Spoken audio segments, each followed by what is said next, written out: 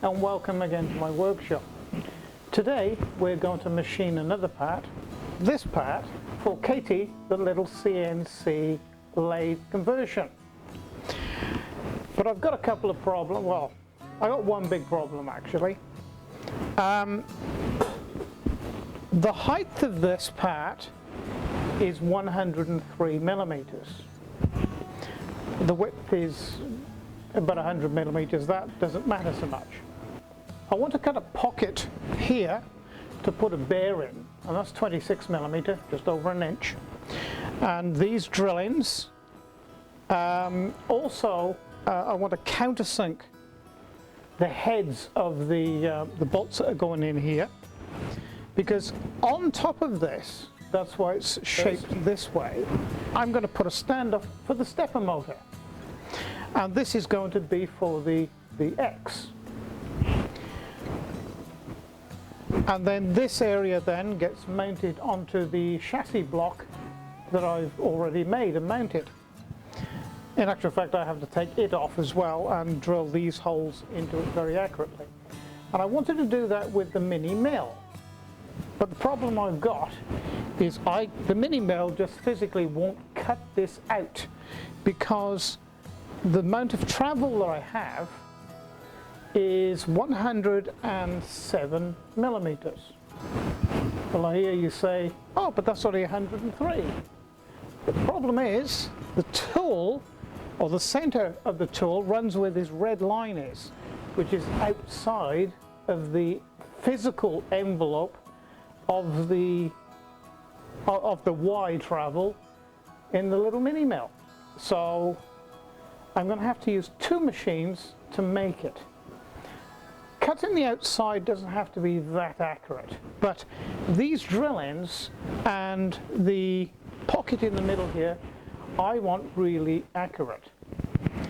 I mean, the CNC routers will do it pretty damn accurate as well, but the mini mill will drill a lot better than what the CNC routers are capable of doing. Oh, it's me. Have you noticed in the last video, and I've seen the comments as well, that, oh, the drill's screaming. Well, and that's true. It actually sets up harmonics and vibrates all over the place, but it will cut it. It will actually drill, and the reason for all that is because the spindle itself won't go any lower than 5,000 RPM, and of course that's about twice as fast as what you should be drilling it at. So that was the reason that was, but I wanted to show you that, well, you can do it. Not the ideal tool to do drillings in aluminium, in metals. Of course, in wood, no problem at all. So, I am bolting now a piece of aluminium stock onto the table of the mini mill, and I'm going to do all the drillings in the pocket on the mini mill, then swap over onto my large CNC router. So, I'll just show you what I'm doing on the mini mill.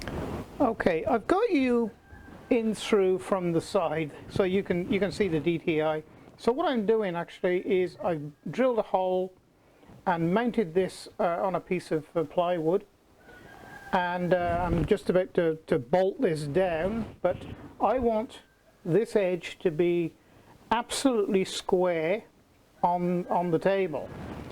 Now it's a bit fiddly, but I'll just run the X back and forth, and you can see how far it's out.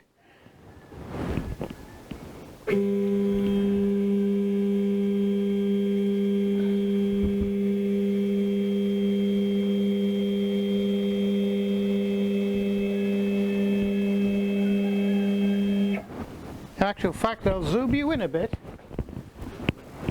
You probably won't be able to see too much there.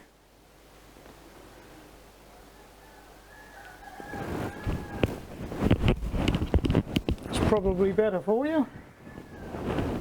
In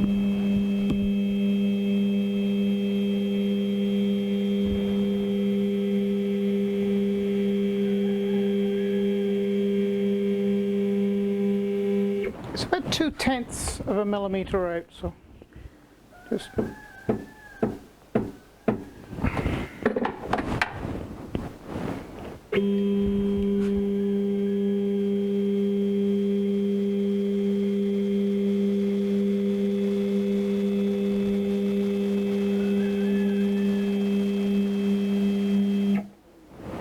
yeah, 1.5/10, that's 0.15 out. We can get it closer than that.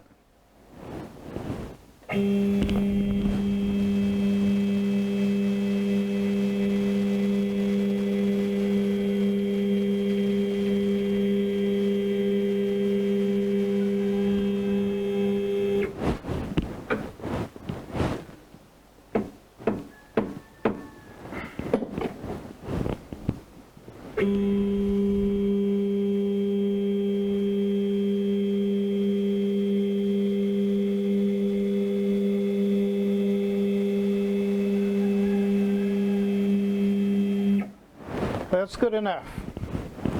That'll be just fine. So I can tighten that down there.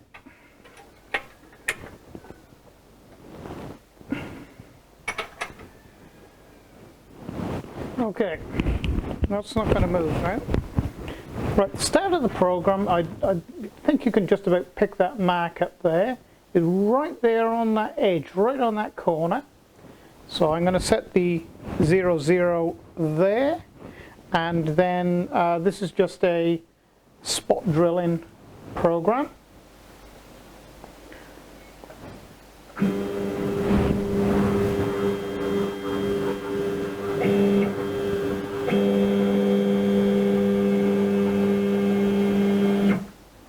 I just wanted to be sure that that bolt wasn't going to hit anything.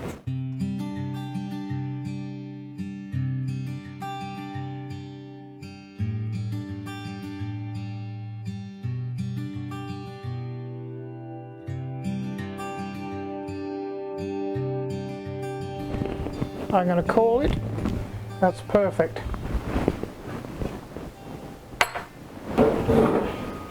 Okay, for those of you who haven't seen much about Mach 3, this is the Mach 3 screen. This was written, the program was written way back, I think about 2005, something like that. And it's still one of the best programs today. There's a lot of others that you'll see out there, but this is tried and tested, and I use it on all my machines actually. So to put a file in, a G-code file, that is, just come here to File, Load G-code, and then find the device. And we want spot drilling, which is there. Double click, and it's in. So prior to putting this in, I've set all the Z zeros, and I've raised the Z up off the material, ready to go. So what I find a good practice is when you have put the G-code into Mach 3, is to come over here and regen the toolpath. This just resets everything in Mach 3. It's a good practice to do. I can do this without running flood coolant, so you can see what's going on as well. So I'll just start the motor up because that's separate from Mach 3.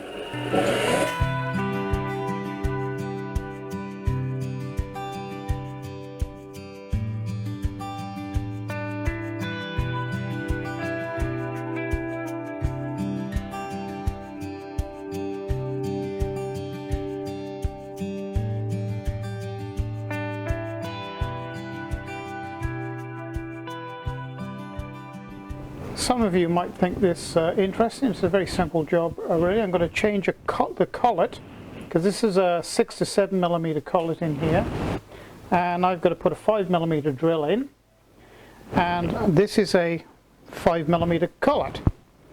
Okay, there's two cones inside here.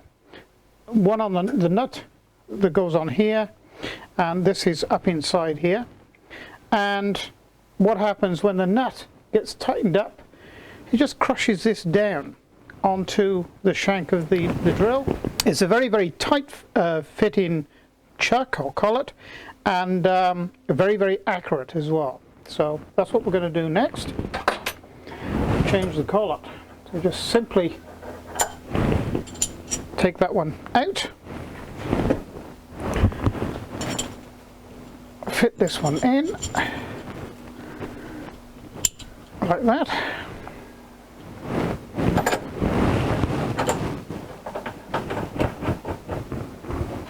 Pop the drill in.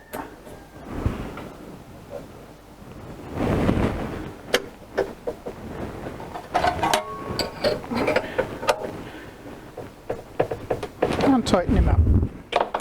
I will be using flood coolant this time, so I'll show you as much as I can. So I'm going to set the Z0.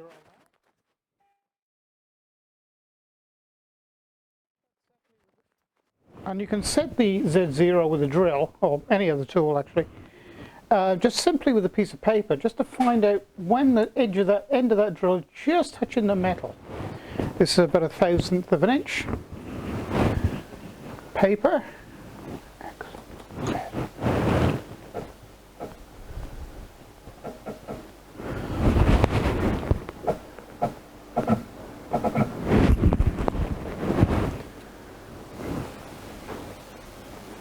And that is just there, just perfect.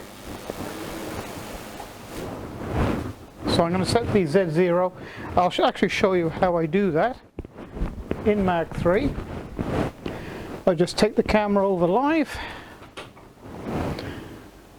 and those numbers there in the middle in that window, they're called DROs, or digital readouts. So if you hear anybody mention DROs, that's these here.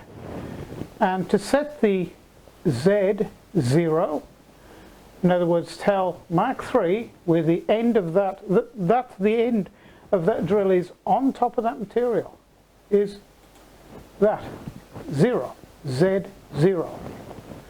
Okay, so set in the Z0, and we just raise that up of the material, and we can start this program going. Up after setting regen.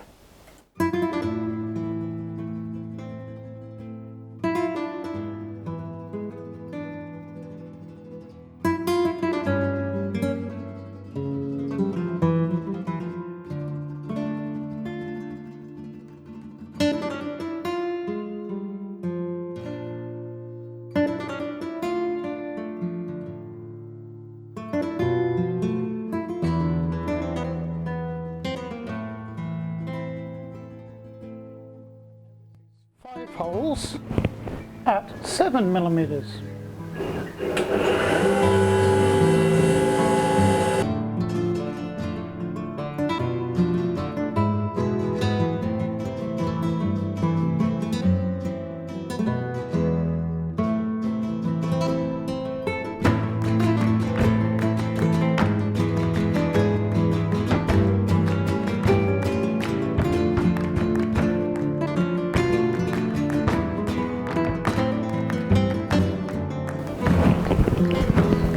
Okay, this one's a little bit more interesting. This is a 6mm end mill. It's a 3 flute, and what we're going to do is 1, 2, 3, 4, 5 holes. We're going to make a countersink hole about 6mm deep, because the heads I need to be flush with the material. So that's the next job.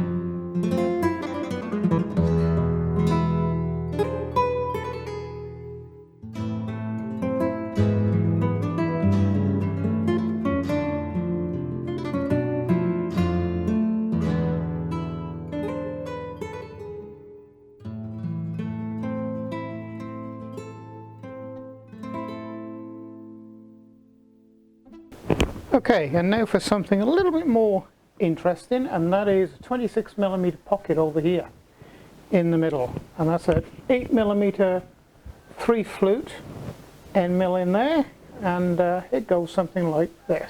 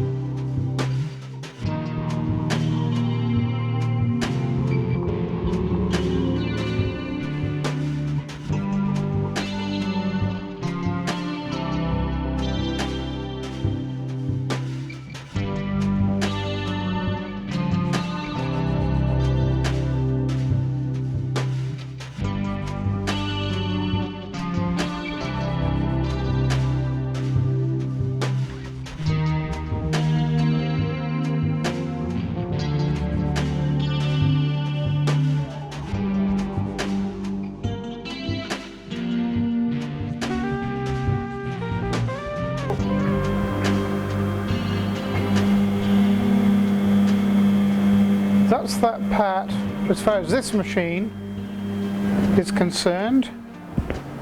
It's finished its job and it's done a lovely job. Can you see how well that pocket is cut? Now that's a 26mm pocket to put a 26mm bearing in.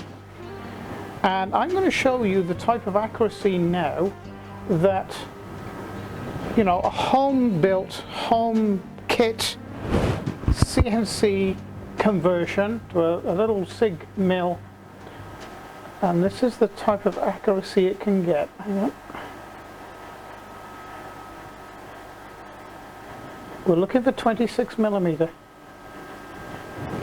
and that is absolutely perfect 26mm.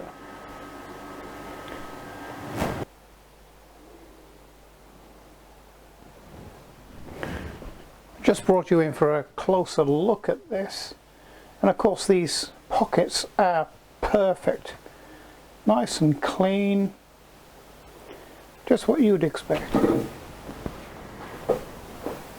So I think that just about does it for another video, and you know, I've achieved everything I wanted to do over the last couple of days, and I'm not sure whether I'm going to continue with the X axes or whether I'm going to do the bearing block and everything for the Y. Sorry, the Z. Yeah, so I'll see what takes me, I think. And don't forget, like and subscribe. That always helps, and pass it on to a friend. I'd also like to take this opportunity to thank my patrons for supporting the channel, because without my patrons I wouldn't be able to do things like this now at this level, because as you all know, I'm retired and, well, this is my job now. So, and I hope I'm passing on information to all you youngsters there, or everybody who's interested in machining or CNC conversion or CNC machines. And of course there's over 350 videos now on my 2 channels. So well, that's about it, I think.